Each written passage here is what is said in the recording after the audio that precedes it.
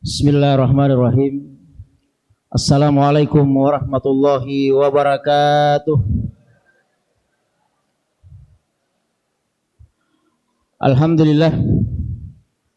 Alhamdulillahi wa kafa. Wassalatu wassalamu ala rasulihil mustafa wa ala alihi wa ashabihi asyarafa. Ashhadu an la ilaha illallah wahdahu la syarikalah wa ashhadu anna Muhammadan abduhu wa rasuluh. Allahumma salli ala Muhammadin wa ala alihi wa ashabihi wa man tabi'ahum bi ihsan ila yaumiddin, amma ba'd.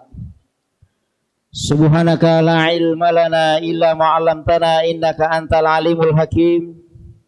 Subhanaka la fahma lana illa ma fahamtana innaka antal jawadul karim. Wa hasbunallahu wa ni'mal wakil, ni'mal maula wa ni'man nasir. Wala haula wala quwata illa billahil aliyil azim. Jamaah Bapak Ibu sekalian dan adik-adik santri yang dimuliakan Allah, malam ini kita layak bersyukur pada Allah. Kita semua masih diberikan umur yang panjang sehingga bersama-sama kita hadir di majelis yang mubarak ini dalam rangka untuk menunaikan salah satu kewajiban kita sebagai umat Islam, yaitu salat isya secara berjamaah. Kemudian insyaallah akan dilanjutkan dengan salat tarawih berjamaah.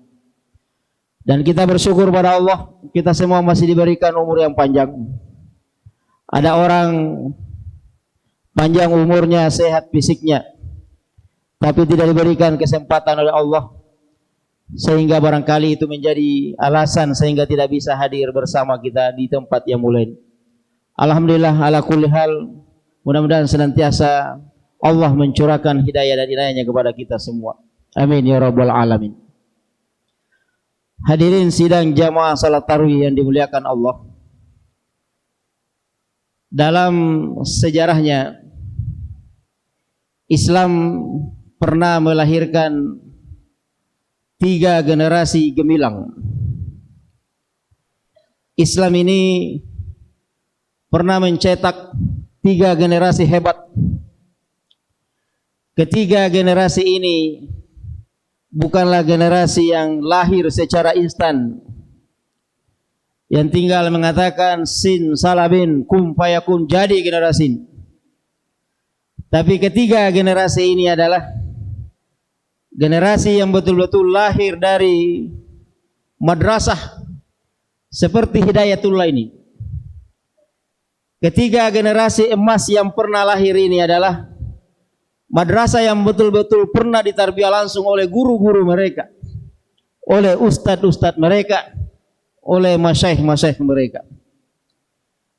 Ketiga generasi itu adalah generasi sahabat, generasi Salahuddin Al-Ayyubi, dan yang terakhir generasi Muhammad Al-Fatih. Coba kita tengok satu-satu seperti apa generasi ini, seperti apa pola pendidikannya, dan siapa guru-gurunya. Yang pertama adalah generasi sahabat. Generasi sahabat ini lahir dari himpitan 2 peradaban besar waktu itu. Lahir dari gurun pasir, lahir dari padang yang tandus, tak pernah dilirik oleh sejarah dan tak pernah ditengok oleh peradaban. Generasi ini adalah generasi ummi. Tapi tahun 673 Masehi, generasi ini sudah berhasil dan mau menantang 2 negara adidaya waktu itu. Karena di zaman Rasulullah SAW beserta para sahabat ada 2 negara superpower, ada Romawi dan ada Persia. Selama ini tak ada yang berani mengasuh, tidak ada yang berani mengusik yang namanya Romawi. Tak ada yang berani menantang Persia ini. Tiba-tiba muncul satu generasi yang tak pernah dilirik oleh sejarah, yaitu generasi padang pasir ini menantang Romawi yang jumlah pasukannya 200.000 pasukan.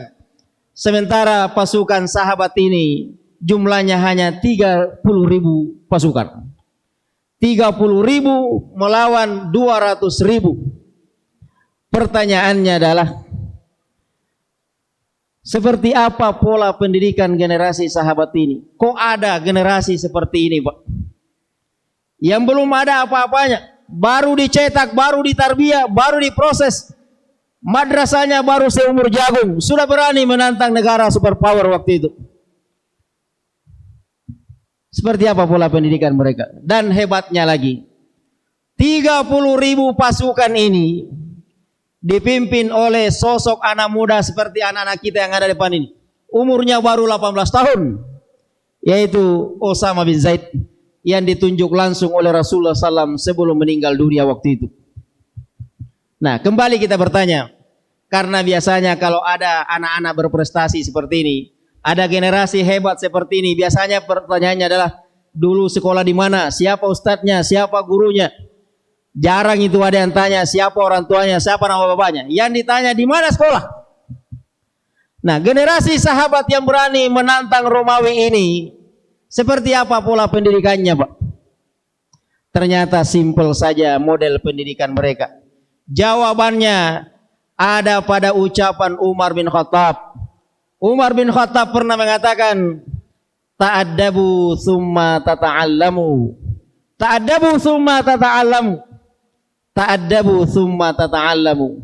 Perbaiki dulu adabmu, baru kalian belajar ilmu yang lain. Luruskan dulu moralmu, baru belajar ilmu-ilmu yang lain. Sebelum kalian bicara masalah eksak, IT, teknologi. Apa kata Umar? Ta'addabu. Adabnya diperbaiki dulu. Ternyata kunci sukses pendidikan para sahabat waktu itu adalah karena yang diutamakan adalah adabnya dulu. Terus siapa gurunya? Gurunya jangan ditanya. Ustadznya adalah baginda Rasulullah sallallahu alaihi wasallam. Guru para sahabat adalah Rasulullah sallallahu alaihi wasallam. Huwallazi ba'atsa fil ummiyina rasulan minhum yatslu alaihim ayatihi wa yuzakkihim wa yu'allimuhumul kitaba wal hikmah. Coba lihat, Pak. Di ayat ini saja Allah menegaskan bahwa Rasulullah adalah seorang ustadz, Rasul adalah seorang kiai, Rasul adalah seorang guru. Dan hebatnya di situ Allah mengatakan, huwallazi arsala rasulah huwallazi ba'atsa fil ummiyina rasulan minhum yatlu 'alaihim ayatihi wa yuzakkihim. Ada kalimat wa yuzakkihim di situ, Pak. Jadi adabnya dulu. Ini yang pertama, generasi sahabat. Kemudian yang kedua, tahun 1187. Tahun 1187 Masehi, tiba-tiba muncul satu potongan generasi, yaitu generasi Salahuddin Al-Ayyubi, yang berhasil mengusir pasukan salibis Eropa dari bumi Palestina.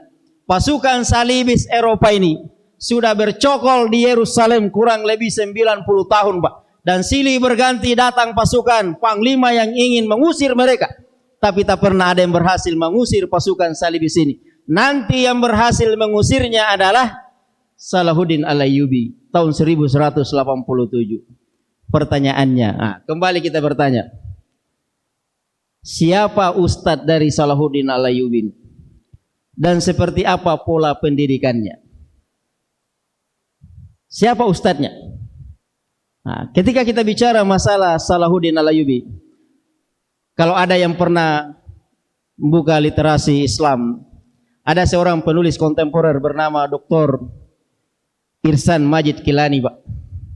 Dr. Ihsan Majid Kilani ini pernah menulis sebuah buku yang membuat Israel bikin heboh, Pak. Judul bukunya adalah Hakadha Zahara Jailu Salahuddin. Hakadha Zahara Jailu Salahuddin. Seperti ini cara mencetak generasi Salahuddin Al-Ayyubi. Di situ, di buku itu dibongkar habis seperti apa lahir generasi ini dan bagaimana cara melahirkan generasi ini. Ternyata Bapak Ibu sekalian sama-sama berbahagia.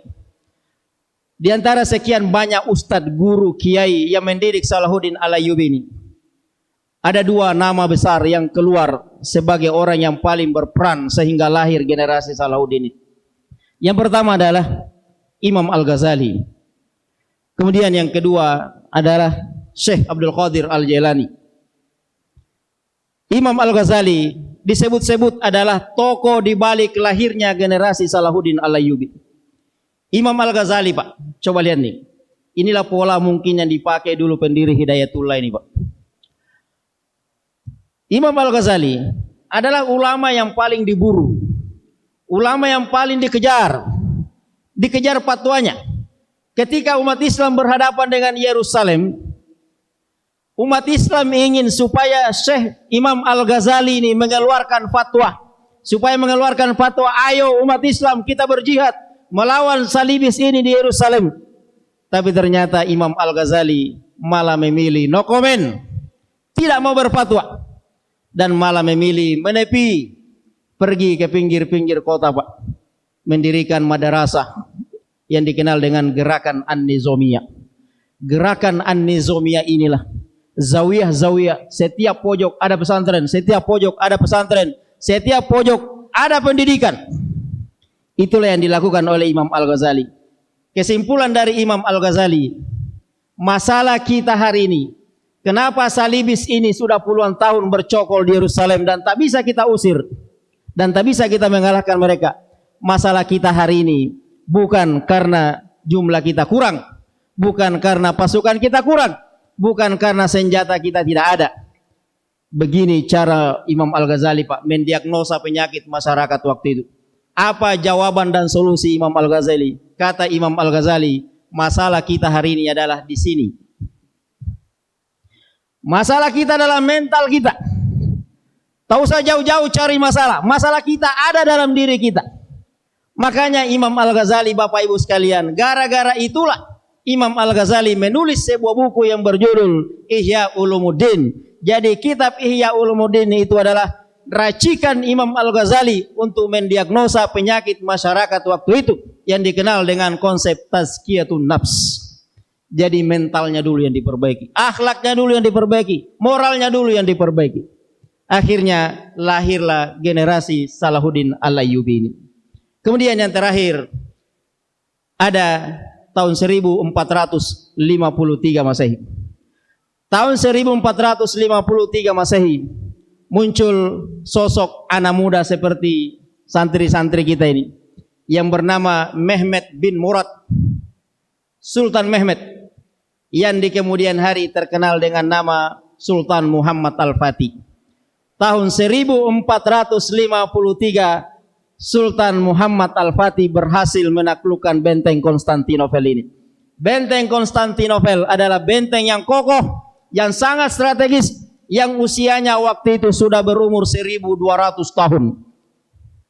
300 tahun sebelum Rasulullah lahir, benteng ini sudah dibangun oleh Konstantin. Dan Nabi sendiri sallallahu alaihi wasallam pernah mengatakan, la tuftahannal Konstantiniyah, la tuftahannal Konstantiniyah. Benteng Konstantinopel yang ada di Istanbul itu pasti kalian akan taklukkan. Ternyata Bapak Ibu sekalian, sabda Rasulullah ini butuh 800 tahun kemudian, butuh 8 abad kemudian baru bisa benar-benar ada yang menaklukkan benteng Konstantinopel ini. Pertanyaannya adalah, siapa Ustadz Muhammad Al-Fatih ini? Di mana pesantrennya? Seperti apa pola pendidikannya? Kan gitu.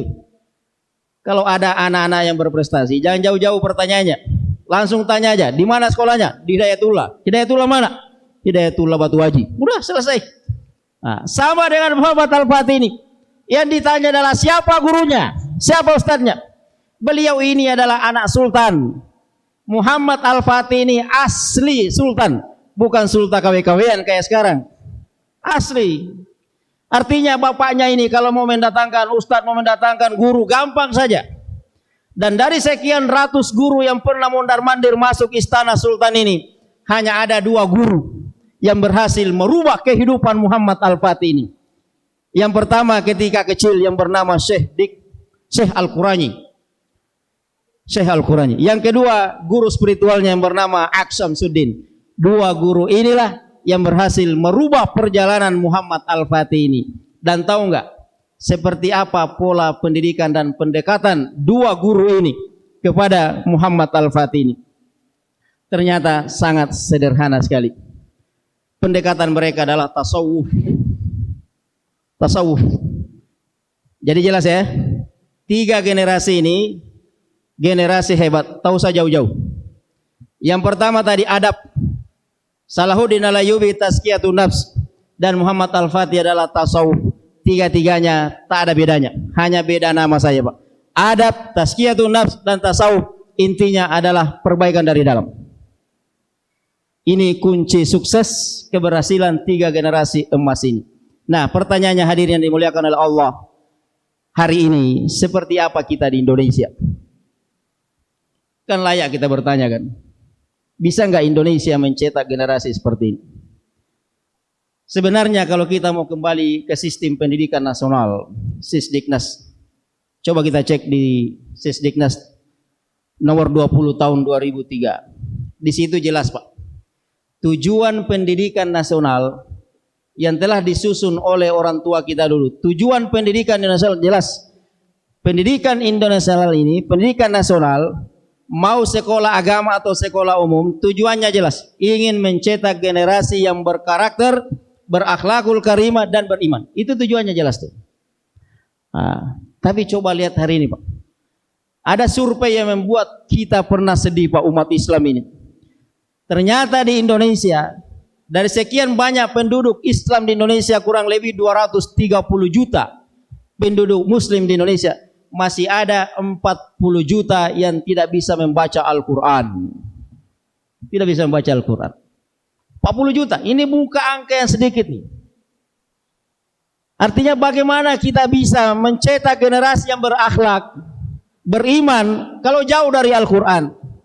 Bukankah amanah orang tua kita pada dalam, coba lihat lagu Indonesia Raya. Apa kata lagu Indonesia Raya? Bangunlah raganya dan bangunlah jiwanya.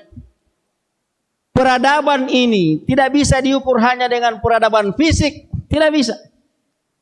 Dari dulu, Pak, dari Rasulullah, di zaman Rasulullah itu, coba lihat Madinah hari ini.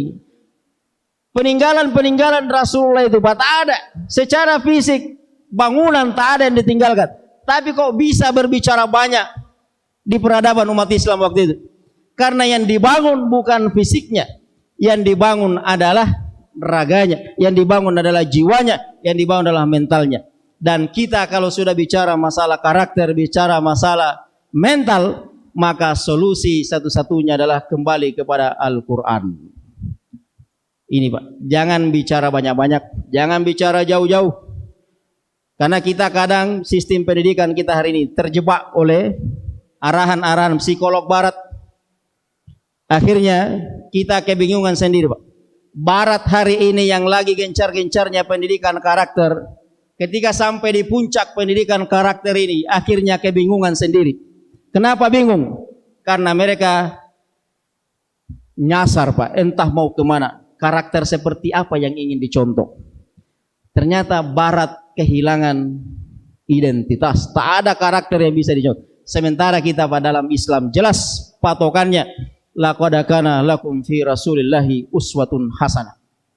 Kalau mau mencetak generasi Islam yang robbani seperti yang ada di hadapan kita ini, kembali kepada Rasulullah SAW. Dan seperti apa karakternya Rasulullah? Ringkas saja. Apa kata Aisyah?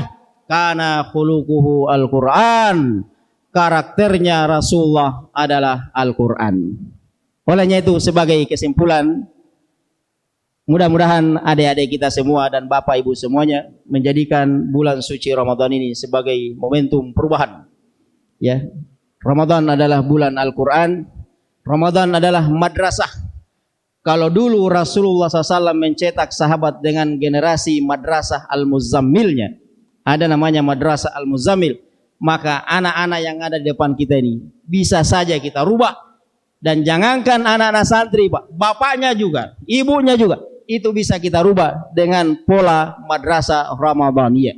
Madrasah Ramadaniyah ini, Pak, sudah bertahan 1400 tahun dan sudah merubah banyak manusia-manusia yang selama ini tidak pernah dekat dengan Allah Subhanahu wa taala. Akhirnya ini yang bisa kami sampaikan, mudah-mudahan ada manfaatnya.